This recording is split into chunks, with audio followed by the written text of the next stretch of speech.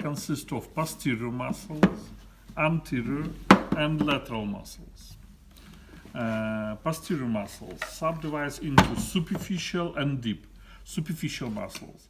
First of all, two heads of gastrocnemius muscle, musculus gastrocnemius, and below of gastrocnemius muscle we have soleus muscle, musculus soleus, this one, soleus muscle here, that is soleus muscle. That is why these two heads of gastrocnemius and one head of soleus muscle together combined into one muscle, that is triceps sura, musculus triceps sura. And this muscle continues into very strong Achilles tendon Achilles, which attached to calcaneus bone, that is Achilles tendon. And another superficial muscle, that is very small muscle, musculus plantaris, plantar muscle, which tendon also attached to tuber calcaneae together with Achilles tendon. They are superficial muscles. Now deep. Deep muscles of the leg consist of three muscles: musculus flexor digitorum longus, musculus flexor hallucis longus, and between them this muscle, that is musculus tibialis posterior. Most medial position in flexor digitorum longus, most lateral position in flexor hallucis longus, and between them musculus tibialis posterior. And you can see that these three tendons pass below of retinaculum flexorum, like in forearm, and continues to plantar surface of the foot. And under the retinaculum flexorum, it is three canals, and each tendon pass in its own canal. Three tendons and three canals. Very easy, very easy. Next, lateral muscles. Lateral muscles of the leg, they are musculus peroneus longus and musculus peroneus brevis. Two peroneus, or another name fibularis, musculus fibularis longus and brevis, as you want. Fibularis or peroneus, that is the same. And these two muscles pass below of retinaculum extensorum. It has superior branch, inferior, that is retinaculum extensorum, and it is two canals, and each tendon pass through its own canal. Next, anterior muscles. Anterior muscles, they are musculus tibialis anterior, then musculus extensor hallucis longus, and musculus extensor digitorum longus. Functions. Tibialis anterior, all anterior muscles participate in extension in ankle joint. Tibialis anterior together with musculus tibialis posterior, they participate in adduction in ankle joint. Abduction, that is musculus peroneus longus and musculus peroneus brevis. And look here, that is extensor digitorum longus, this muscle, extensor digitorum longus. It goes to toes from second till fifth, and from this tendon, from tendon of musculus extensor digitorum longus, separates small bundle which goes to fifth metatarsal bone. That is musculus peroneus tertius, third peroneal muscle, peroneus tertius. And these muscles, the same, participate in abduction in ankle joint, together with long and short peroneal muscles. Now, posterior muscles. All of them participate in flexion in ankle joint, and musculus, I already said that tibialis posterior together with musculus tibialis anterior participate in adduction in ankle joint.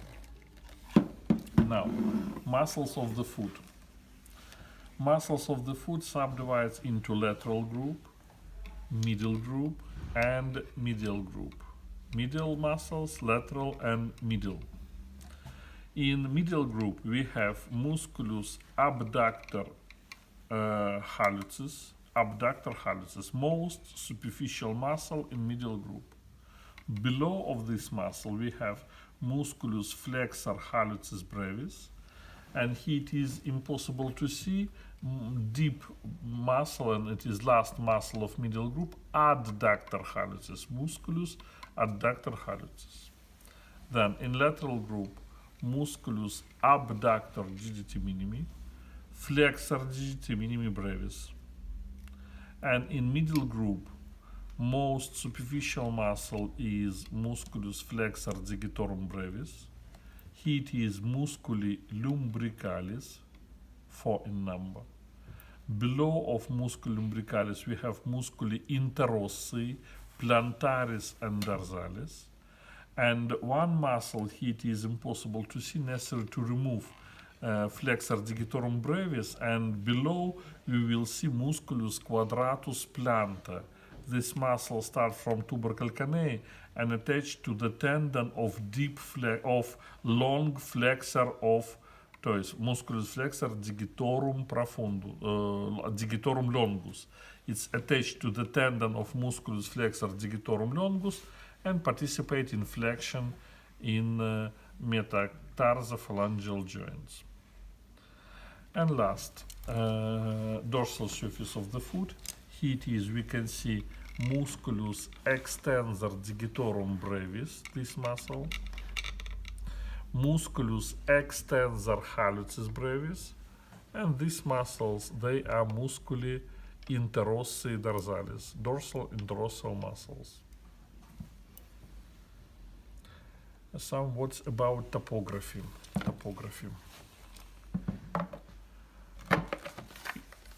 First of all, popliteal fossa. Here it is absent tie.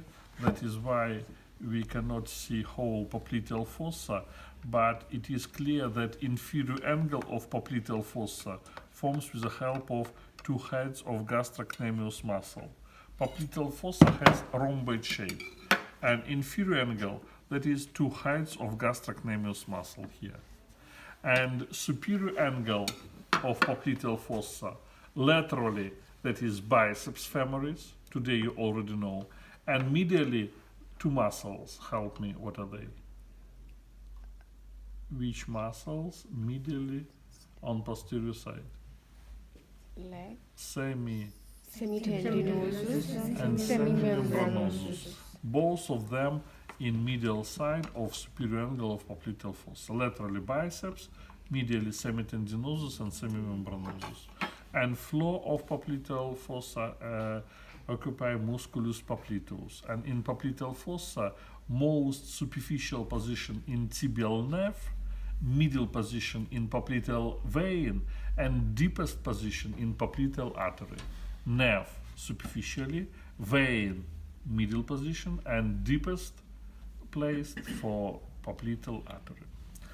From popliteal fossa start popliteal canal, cruropopliteal canal, canalis cruropopliteus, and these vessels and nerve goes to this canal, canalis cruropopliteus, and this canal is in space between, look here, this muscle is musculus soleus, it is posteriorly soleus muscle, and anteriorly musculus tibialis posterior.